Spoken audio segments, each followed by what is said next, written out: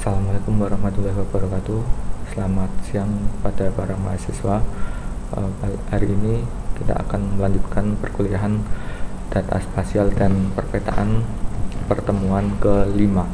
Jadi dalam sepekan ini akan dilaksanakan sekaligus 3 pertemuan, pertemuan 5, 6, 7. Pertemuan 5 di hari ini, pertemuan 6 besok Rabu, dan pertemuan 7 besok Jumat.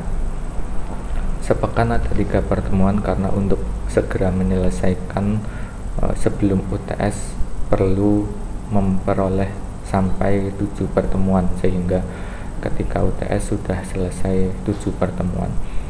Materi kali ini yaitu tentang pengenalan kartografi. Jadi ini adalah contoh peta, peta rupa bumi digital Indonesia daerah Wonosari dengan skala 1:25.000. Kemudian ini peta daerah mana,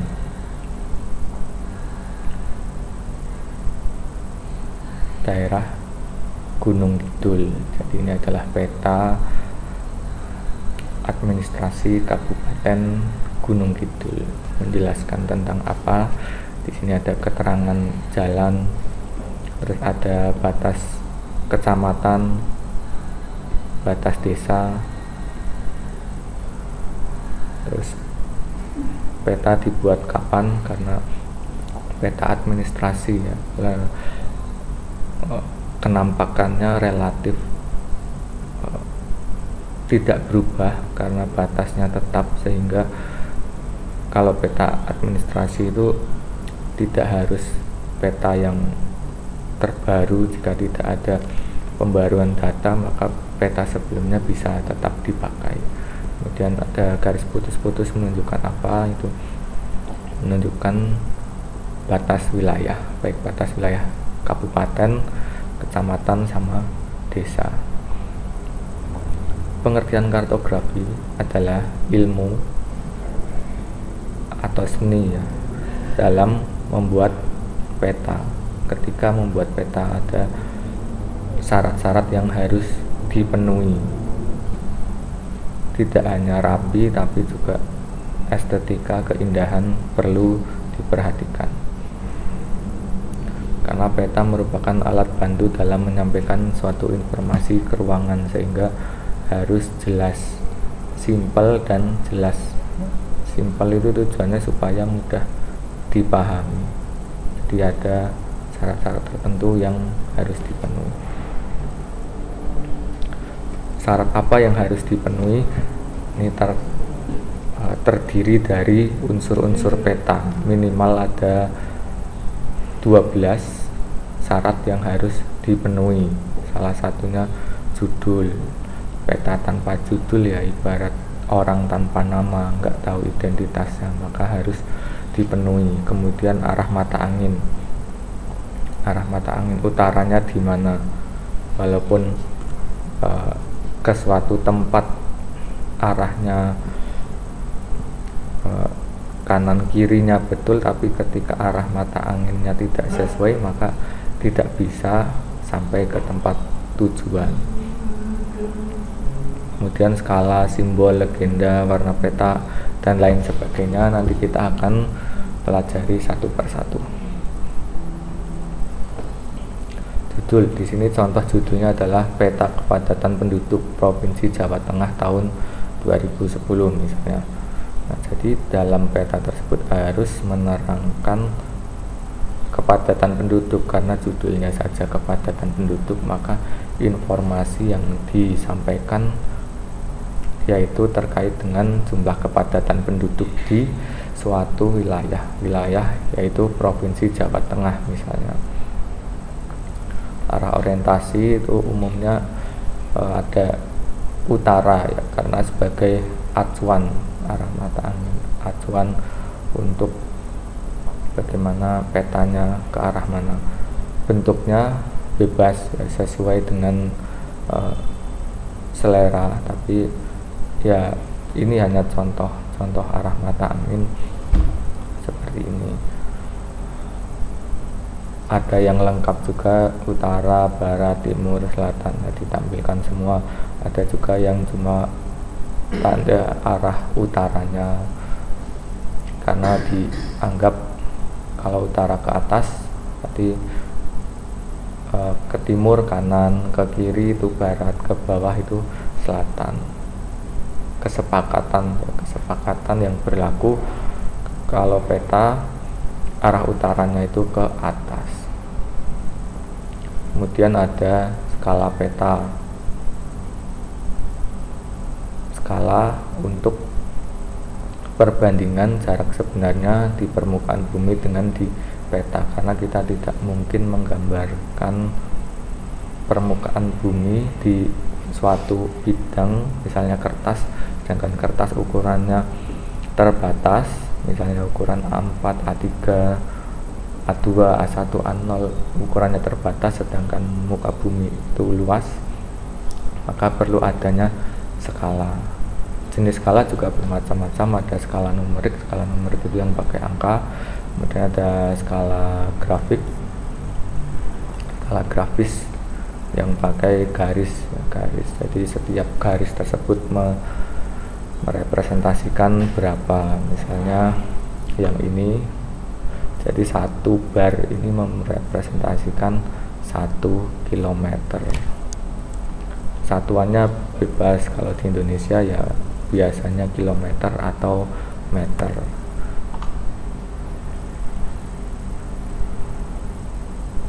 Jadi dalam pembuatan skala peta ada aturannya, ada ketentuannya. Skala peta desa, skalanya bisa 1:2500, banding 5000 dan lain-lain. Tapi ini patokannya ya, acuannya, umumnya yang dipakai dalam membuat peta desa. Unsur peta yang keempat adalah simbol peta. Simbol peta adalah tanda atau gambar yang mewakili kenampakan yang ada permukaan bumi terdapat pada peta.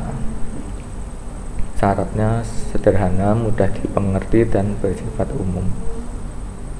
Simbol ini bisa berbentuk titik, garis, atau area. Misalnya peta Indonesia produksi pertanian, jika produksinya potensinya padi, maka ya digambarkan dengan simbol padi, atau jika kelapa maka disimbolkan pohon kelapa, disesuaikan saja dengan yang ingin digambarkan.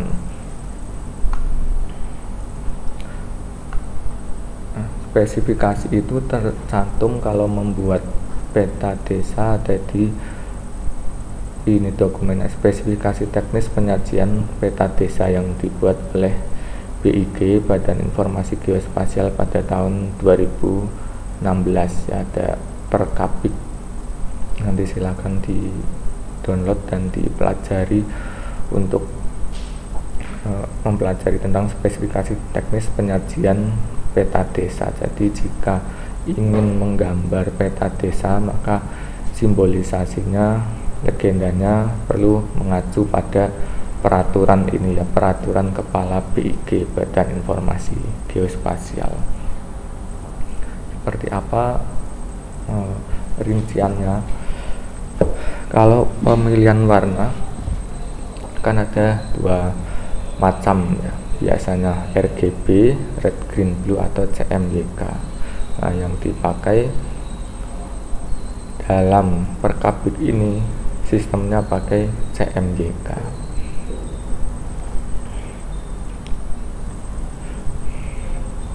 Misalnya batas negara, tipenya garis yang menghubungkan antara batas negara satu dengan negara lainnya, negara tetangga.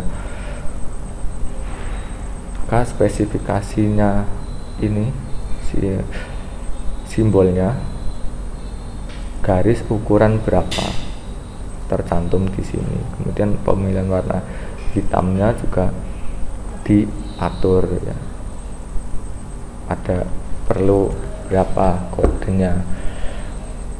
Kalau hitam ya berarti ini pemilihan CMYK nya di settingnya.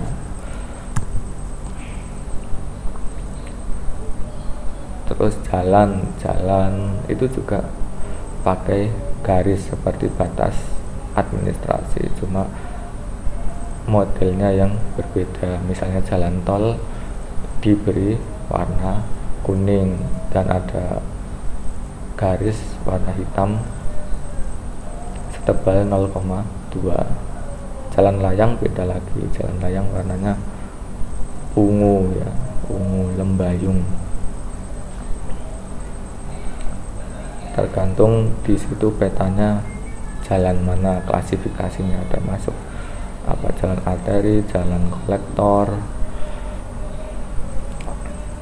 Kalau titik beda lagi, kantor gubernur, kantor kabupaten, ada spesifikasi tersendiri yang menjadi kriteria, warnanya hitam. Bandar udara juga bentuknya titik dengan simbol pesawat. Simbol pesawatnya juga ada aturannya, ukuran berapa.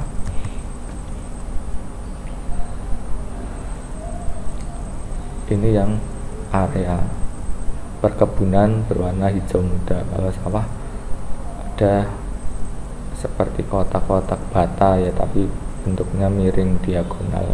Ini untuk lahan sawah. Sawah tak ada hujan beda lagi simbolnya. Nanti bisa mengikuti peraturan berikut.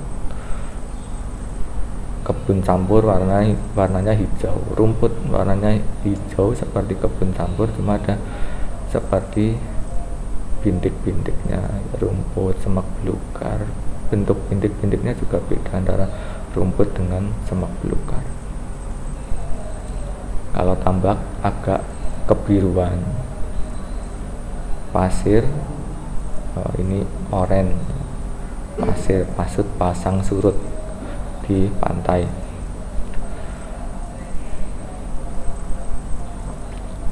Jadi seperti ini aturannya untuk simbolisasi peta.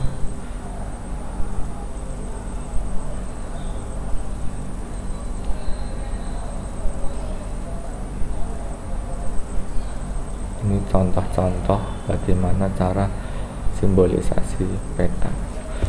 Yang kelima, legenda. Legenda fungsinya untuk menjelaskan simbol dan informasi peta. Jadi legenda dan simbol itu satu kesatuan, simbol yang ada di dalam petanya, kemudian legenda itu keterangannya ada di luar, di layoutnya, biasanya di bawah judul ada legenda.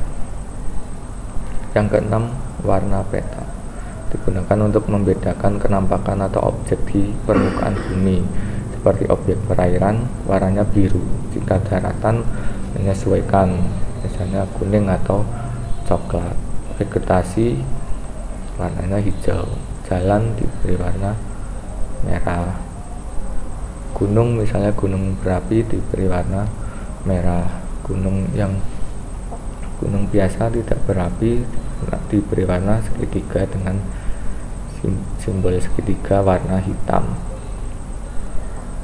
Yang ketujuh adalah huruf peta, berfungsi untuk mempertebal arti dari simbol-simbol yang ada. 8. Gratikul. Gratikul itu yang biasanya di dalam layout peta ada garis-garis atau tanda plus atau titik supaya memudahkan acuan dalam melihat posisi lintang dan bujurnya ada di mana, di lintang berapa dan di bujur mana, karena untuk menjelaskan posisi peta tersebut di sebelah mana di bagian permukaan bumi.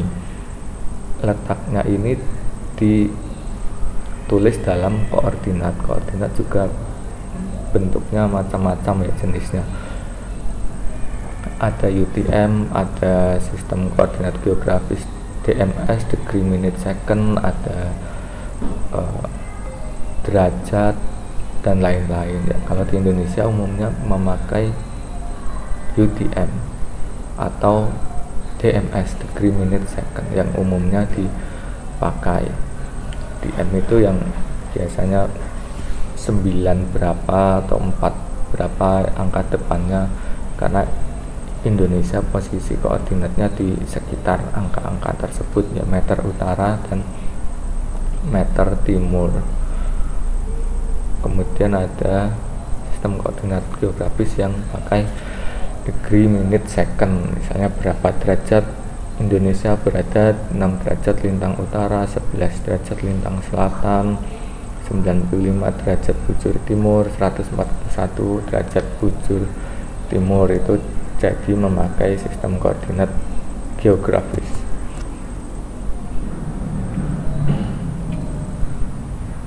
Ini berarti yang sebelah kanan ini adalah koordinat geografis degree minute second. Ini menunjukkan 80 derajat 0 menit 0 detik.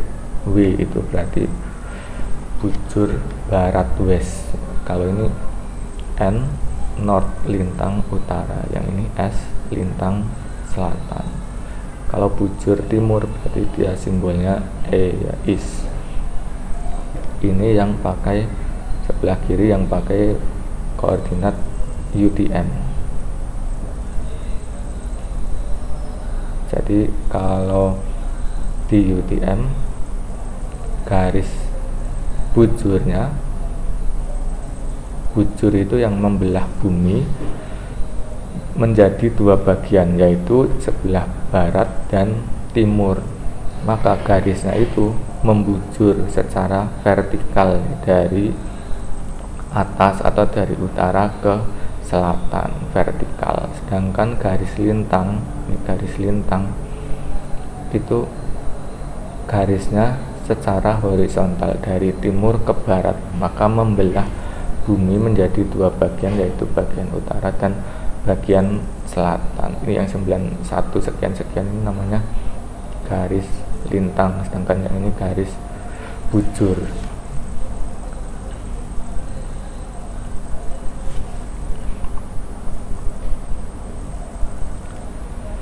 Nah, kalau ini berarti pakai UTM atau pakai DMS, degree minute second.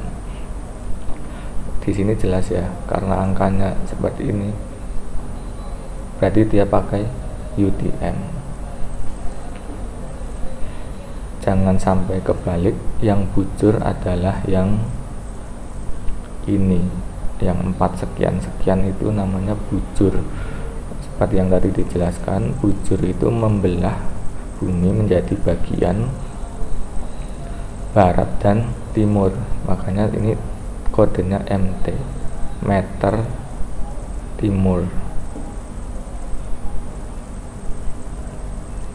Sedangkan yang 9 sekian-sekian yang di sebelah sini itu adalah garis lintang yang membelah bumi menjadi 2 bagian, yaitu utara dan selatan. Makanya ini ada U, meter utara. Jangan sampai kebalik, nanti dipelajari lagi. Ini adalah peta administrasi Kabupaten Gunung Kidul, yang jika di posisi secara insert berada di sini, di DIY bagian paling timur, bersebelahan dengan Jawa Tengah. Ini pembagian zona untuk UTM. Jadi Indonesia ada di mana? Di sekitar sini. Pembagian UTM-nya menyesuaikan. Kalau di Jogja, karena ini ya 49, masuknya 49 UTM zonanya. Jadi supaya mudah memahaminya, dibuat seperti ini saja.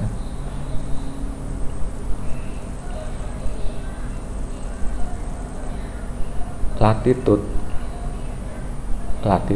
tadi dijelaskan bahwa latitude itu garis lintang. membelah bumi menjadi dua, yaitu utara dan selatan. Makanya diberi nama bahasa Inggrisnya northing. Northing itu kan utara. Karena tadi di lintang itu di sini. Nah, ini yaitu sumbu Z, ada di sumbu Z. Yang kodenya tadi 91 sekian kalau di Jawa ya. Kemudian longitude itu bujur itu yang membelah bumi menjadi dua bagian, yaitu timur dan barat. Makanya diberi nama easting. East itu kan timur, dan yang kodenya tadi 43 sekian.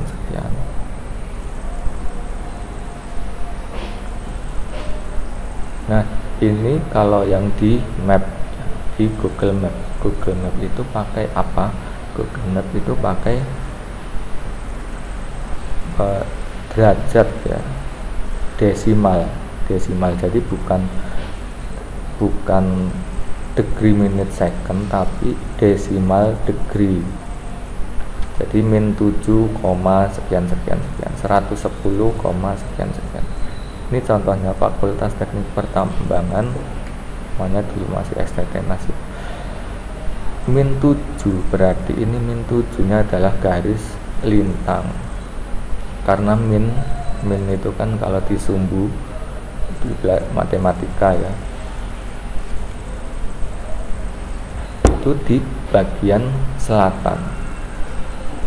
Terus sejauh 7 derajat ke arah selatan, 110 derajat berarti ini ke arah timur, bujur timur. Ini juga bisa dikonvert supaya tidak membingungkan, bisa dikonvert, bisa dari desimal, bisa degree minute second, bisa menjadi UTM. Contohnya ini tadi dimasukkan koordinat ini terus dikonvert ke degree minute second, jadinya adalah lintangnya 7 derajat 46 menit 23 sekian detik lintang selatan. Terus kalau di UTM jadi berapa? Jadi ini 49S, hemisfernya di S ya, karena di lintang selatan. Ini standar UTM. Kalau NATO UTM itu ada di M, Convertnya di sini, nanti dicoba-coba sendiri di www.rcn.montana.edu. Terus nanti masukkan angkanya, yang dimasukkan angkanya bebas, mau desimalnya atau degree-nya atau standar UTM-nya, nanti langsung dikonvert keluar hasilnya secara otomatis. Longitude 0 itu di mana? Di bujur 0. Itu kalian bisa search di Google Map, ada di Greenwich, termasuk bagian dari negara Inggris. Itu 0 derajatnya kira-kira di sini jika dibuka pakai street view. 0 derajat bujurnya di sekitar sini. Baik, itu tadi terkait dengan mempelajari unsur-unsur peta. Kuliahnya sampai di sini dulu, pertemuan 5. Nanti akan dilanjutkan pertemuan 6 dengan topik selanjutnya. Sampai di sini, jika ada pertanyaan nanti bisa disampaikan, bisa di grup WA atau bisa di Elinas. Sekian, mohon maaf jika ada kekurangan. Terima kasih atas perhatiannya. Wassalamualaikum warahmatullahi wabarakatuh.